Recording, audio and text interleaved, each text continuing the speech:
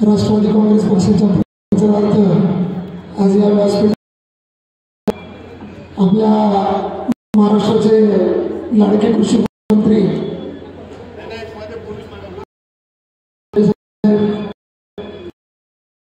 सर्वांचे लाडके उमेदवार दाते सर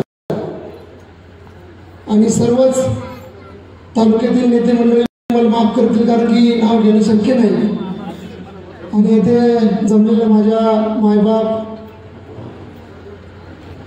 युवक सहकारी तुमचं मनापासून या सभेनिमित्तानं सहर्ष स्वागत करतो।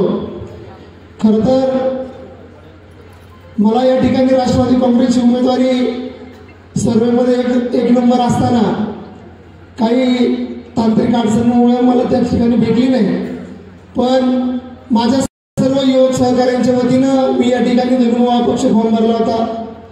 अपक्ष फॉर्म भरत असताना या ठिकाणी मी आणि माझ्या सर्व सहकार्यांनी या ठिकाणी सर्व तालुक्याचा आढावा घेतला।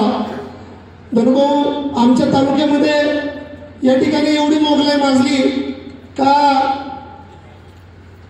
लोकसभेचा निकाल लागला आणि माझ्या सर्व सहकार्यांची लिस्ट केली गेली। त्या लिस्टनुसार 6 तारखेपासून आमची लाईनच लागली होती।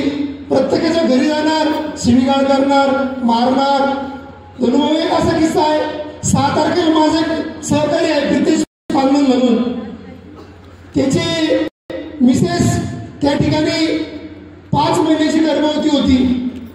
यांच्या कार्यकर्त्यांनी तिच्या घरी जाऊन त्यांच्या घरी जाऊन त्या महिलेच्या पोटामध्ये लाथ मारली। धनुभाऊ का आम्ही महायुतीचं त्या ठिकाणी काम केलं।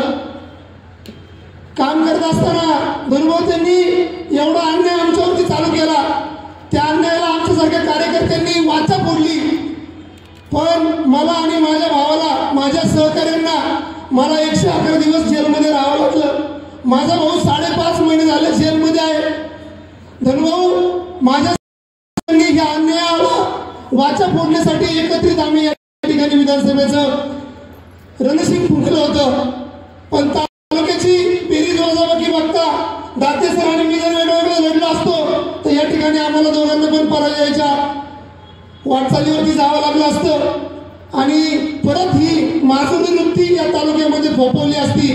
पण आता काल सुजय दादा विखे पाटलांच्या उपस्थितीमध्ये या आपल्या महाराष्ट्राचे उपमुख्यमंत्री अजितदादांच्या उपस्थितीमध्ये माझ्या सर्व सहकार्यांनी ह्या घड्याळामध्ये डायमंड बसवलाय।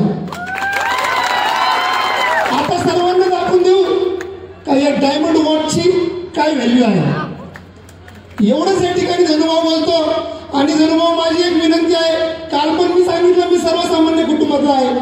धनुभाऊ माझ्या बरोबरच्या कार्यकर्त्यांना, माझ्या बरोबरच्या सहकार्यांना, माझ्या मायबाप जनतेला माता भगिनींनी या ठिकाणी विनंती करतो का धनुभाऊ तुमच्या सर्वांच्या साक्षीने का माझ्या कार्यकर्त्यांना, माझ्या सहकार्यांना वाळीत नका टाकू। धनुभाऊ सर माझ्या सहकार्यांना वाळीत नका टाकू।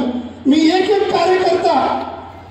कार्यकर्ता जीवा भावाचा असा कमवलाय का त्या ठिकाणी माझ्याकडे काही नव्हतं। माझा प्रचार माझे युवक सहकारी स्वतःचा डबा घेऊन स्वतःच पेट्रोल टाकून प्रचार करत होते धनुभाऊ। पण काल आम्ही सुजयदादांच्या आग्रहास्तव तालुक्याची सर्व भूमिका बघून आम्ही या ठिकाणी बिनशर्त त्या ठिकाणी पाठिंबा दिला आणि धनुभाऊ पाठिंबा देत असताना मी 4 हिंदीचा हातभार दिला। मी चौकामध्ये पाठिंबा दिला, चौकामध्ये सगळ्यांच्या साक्षीने या ठिकाणी पाठिंबा दिला धनुभाऊ।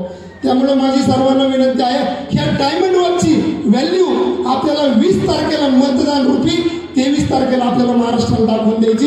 एवढंच या ठिकाणी थांबतो आणि सर्वांनी एकदा जोरदार दाते सरांना प्रोत्साहन करण्यासाठी घोषणा द्यावी। राष्ट्र